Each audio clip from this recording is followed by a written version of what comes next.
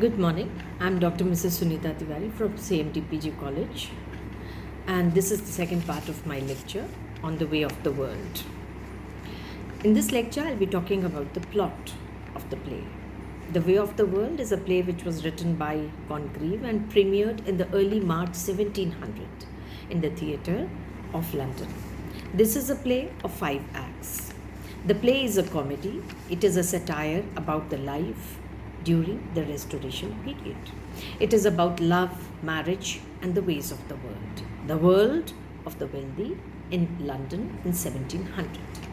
During this time, London is the heart of the world, and in the play we see the London with its colorful characters, its fashion, and its new chocolate houses, the parks where people can meet. And here we find the style of fashion was in excesses, as it is mentioned here by the dramatists in all the plays of this period, and particularly in this one, when we see that men, they have towering wigs, they have high heel shoes, they have swords for men, and women, they had low cut gowns, wigs, high heels. Thus the style for everything was extravagant. Congreve, in this time, he is talking about reality and appearance of this age. At Congreve's time, it was a rule to have arranged marriages, as they were mainly based on property and inheritance rather than on love or mutual affection. The play, like a true comedy of manners, represents the complex and sophisticated code of behavior current in fashionable circles of society, where appearances count more than the moral character, and the plot has intrigue of lust and greed. First of all, I'd like to introduce the characters to you. The main protagonist, the female protagonist, is Milliman, and she is a beautiful young lady and who is rich, who has inherited a lot of money. We have the main protagonist, male protagonist, Mirabel, who is in love with Milliman. We have Fainall, Mr. Fainall. We have Mrs. Marwood. We have Mrs. Fainall here, whom Fainall has married for money. We have a very interesting character, Lady Wishfort. She's 55 years old, and though she pretends that she is still young and beautiful, and she is the mother of Mrs. Fainall. She is also the patron, we can say, of Milliman. And here we see that she is, Milliman is the niece of Lady Wishfort. And Lady Wishfort, she controls her fortune, and if Milliman does not marry according to her wishes or the person of her liking, then she would lose her half of her inheritance. The play opens with a prologue, and in the prologue, the dramatist suggests that it is better to write a play that instructs audience on what characterizes a fool versus a wit. The prologue tells the audience that writers are fools, and that he is at the mercy of his audience. He tells them that it is that not to expect a satire, as the audience is perfect. The play has a prologue and an epilogue. Now, before the play begins, there are a number of important events that have taken place in the life of the major characters here. Here, that Mirabel is a young boy he's a young man who wants to marry Milliman, but earlier he was in love with, or we can say that he had an affair with, Mrs. Fainall. Here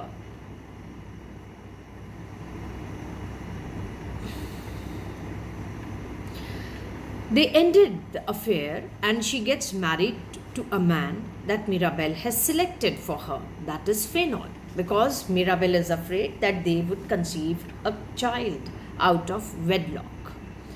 Here we find that both of them, they remain good friends after the affair ends. Now, Mirabel starts courting Mrs. Fainall's cousin, Milliman, who lives with Mrs. Wishfort, and to gain Wishfort's favor for his marriage to Milliman, he flatters Wishfort and lavishes attention on her. That Wishfort starts thinking, and she's convinced that Mirabel loves him. But after a best friend of Mrs. Wishfort, her name is Mrs. Marwood, she reveals that Mirabel has no feelings for her, but he wants to marry Milliman. So we find that Mrs. Wishfort starts hating Mirabel, and she is not ready for the engagement between Mirabel and Milliman. Now, here when the play begins, we find that there is Fainall and Mirabel. They are waiting in the chocolate house, and we find that they are waiting for the news of Foible and Waitwell. Here, while all this is going on, we find that Mirabel has begun hatching a plan to make Mrs. Wishfort accept the marriage. A plan that Mirabel learns from the maid Foible. While all this going on, Fainall has been having an affair with his wife's friend, Mrs. Marwood. And Mirabel is the only person who suspects about this affair. And now, unfolding here, the play begins in the morning. We find that Mirabel is waiting for a word from Waitwell and Foible's marriage. He's playing cards with his enemy Fainall. And Mirabel hints that he knows everything about Fainall and Mrs. Marwood's affair. But he also, in a way, reveals to Fainall that he very much loves Mirabel in spite of her strengths and weaknesses. Now, we find that Fainall encourages Mirabel to marry her. Now, we find that Witwoud, another important character, Witwoud and Petulant, two friends, they join them. And they tell Mirabel that Mrs. Wishfort was thinking and planning to marry Milliman to Sir Rowland in order to disinherit Mirabel from his uncle's fortune. Now, Mirabel's plan is going very well until Mrs. Marwood, while hiding in a closet, she overhears Mrs. Fainall and Foible discussing Mirabel's plan and learns exactly what he is up to. Mrs. Marwood goes and tells this to Fainall, and they plan to ruin Mirabel's plan and to blackmail Mrs. Wishfort. Now, Milliman accepts Mirabel's proposal and rejects the proposal of Sir Wilful, whom Lady Wishfort wants her to marry. Now, Marwood and Fainall, they began to counteract the plan of Mirabel. They reveal Foible's betrayal, and Sir Rowland's true identity is actually Waitwell. He is presented as Sir Rowland and as the uncle of Mirabel. He threatens Wishfort that unless she surrenders her fortune, including Milliman and Mrs. Fainall's shares, he will reveal that Mrs. Fainall had an affair with Mirabel to the town, and this would bring a disgrace to the family. He also demands that Wishfort herself agree never to get married. Now, Mrs. Wishfort thinks she has found a loophole in Fainall's plan when she learns that Milliman and Sir Wilful have agreed to get married. However, Fainall is deterred because he can still gain control of Wishfort and his wife's fortune. All seems lost for Wishfort and her family until we find that Mirabel steps in. Before he offers his help, he has Wishfort promise that she will let him marry Milliman which Lady Wishfort agrees. Then he calls Foible and all the other people to reveal the affair between Fainall and Lady Mrs. Marwood. Wishfort is dissatisfied that this is Mirabel's trump card, but Mirabel has more trick in his hand. He calls Waitwell, who brings to him a deed of all Mrs. Fainall's property.